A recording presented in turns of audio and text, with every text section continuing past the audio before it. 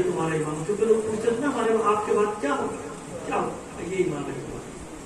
اور جو میری کچھ کو نہیں دکھا سکتے تھے ان کو پیغام دے دینا, جو میری نماز پڑھائے گا وہی تمہارا امام ہے.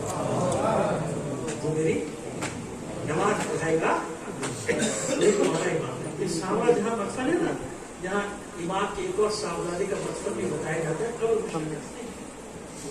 صاحبزادے ایک بھائی معذرت کے ساتھ 10 امام کے صاحبزادے حسین ابن علی نقی, یعنی سید محمد کے بھائی, بلد بنے نا سید محمد, ان کے بھائی جعفر کذاب یا جعفر طواب جو بھی ہیں, دونوں نقد ان کے ساتھ رکھتے ہیں. پہلے جعفر کذاب لگا, جب توبہ کی تو جعفر طواب لگا. اللہ عالم بالثواب, اللہ بہتر جانتا ہے. تو وہ ان کے بھائی حسین, ان کا بھی مطلب اسی میں, ان کا ذکر زیادہ نہیں ملتا لیکن ان کا مطلب بھی اسی سامراج میں. امام کی وصیت تھی نا کہ مجھے میرے بابا کے پہلو میں دفنہ دے دیں. اس میں وہی قبر ہے جناب حکیمہ خاتون سلام اللہ علیہ کی, وہی جناب نرجس خاتون سلام اللہ علیہ کی, وہی امام علی نقی علیہ السلام کی وہی پر. زہر کا اثر کتنے دن تک رہا جانتے ہیں؟ 3 دن. یہ عجیب ہے. اکثر میں نے یہ پڑھا کہ ہر امام 3 دن اذیت میں رہا سوائے ایک امام, دوسرے امام. حالانکہ وہاں کچھ روایات ایسی ہیں لیکن نہیں جو آپ سنتے ہیں. میں آپ کو کنفیوز نہیں کرنا چاہتا کہ وہاں اتنا نہیں ہے, لیکن باقی ہمیں تعریف کر کے 2 سے 3 دن روکتے رہے. یا تو یوں کہو کہ حسن کو جو زہر دیا گیا تھا وہ زہر ہی ایسا تھا, اس نے چند لمحوں میں حسن کے جگر کو کاٹ دیا. ایسے ہی ہے نا, ایسا زہر کسی کے لیے نہیں ہے کہ ایسا زہر ہو کسی کا, یعنی کہیں ذکر نکلا ایسے زہر کا. یہاں جس کو بھی زہر دیا گیا وہ 2-3 دن تڑپتا رہا. یہاں تک کہتے ہیں کہ جب معصوم کو پانی دیا جاتا تھا نا پینے کے لیے, اس کو خون کی الٹی ہو جاتی تھی.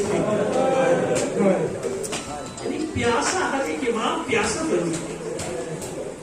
اچھا, سب چاہنے والے بھی جمع ہو گئے, نماز کا اہتمام بھی ہو گیا, جعفر نماز پڑھانے بھی آ گیا بھائی. اور شیعوں نے اس کو دیکھتے کہا انا للہ و انا الیہ راجعون, اگر یہ ہمارا امام ہے تو بس سلام, میرا دین ہمارا. تو وہ جانتے تھے ہم کا کیریکٹر کیا ہے, لیکن کہا تھا کہ جو نماز پڑھا دے گا. وہ نماز آیا تو ضرور, نماز پڑھا نہیں سکا. ادھر وہ نماز پڑھانے کے لیے مسلح پہ کھڑا ہوا, ادھر حجرے سے 5 سال کا شہزادہ ظاہر. ہزاروں کا مجمع ہے, پورا سامرا جمع, ہزاروں کا مجمع. کاندھا دے کر لایا, ابھی کاندھا دے کر لے جائے گا تابوت پر 11ویں ماہ کے. لیکن اس بچے نے دامن پکڑا, چچا ہٹ جاؤ, امام کی نماز امام پڑھا. ہزاروں لوگوں نے نماز پڑھی, ہزاروں لوگوں نے کاندھا دیا, ہزاروں لوگ تابوت لے کر گئے, ہزاروں لوگوں نے اٹھایا. لیکن آئیے یہاں کیا فرمایا معصوم نے, امام کی نماز امام پڑھاتا ہے. سیدھے سجاد کا یہی تو دکھ ہے. آپ کا بے گرو کمر ناشا پڑھا ہے, بابا سندر ناشا پڑھا ہے. اجازت نہیں, اجازت نہیں. ایسے ہی نا سب کے تابوت اٹھے. کیوں سید سجاد ہم مناتے تھے, کیوں روتے تھے؟ ایک شام کو روتے تھے, ایک گنج شہیدہ کے واقعے کو, منظر کو یاد کر کے روتے تھے. بس 2-3 جملے مجھے پڑھنے دیجیے, اس کے بعد شب یہ ہے کہ مجھے ایک جگہ تک پہنچانے دیجیے, تشنگی نہ رہ جائے. سن لیجیے 2-4 جملے. کیا ہوا؟ ایک جب روتے تھے کربلا کو یاد کر کے, فرماتے تھے کیا کرے وہ بیٹا جس کے سامنے باپ کا بے گورو کا لاشا. سب سے بڑی مصیبت اولاد کی یہ ہو کہ اسے اجازت نہ دی جائے باپ کو دفنانے کی. دنیا میں آج بھی ایسا اصول نہیں. ظالم سے ظالم حکومتیں بھی ہونا اجازت دے دیتی جاؤ اپنا جنازہ دفناؤ, لیکن خبردار لوگ نہ آنے پائے. رات کی تاریخی میں جیسے بھی دفناؤ دے دیتے نا, جاؤ دفناؤ, لوگ نہیں آئیں گے, بنے بن جائیں گے. لیکن سیدھے سجاد چھوڑ کے جا رہا ہے اپنے بابا کے نام. سب کے تابوت اٹھے.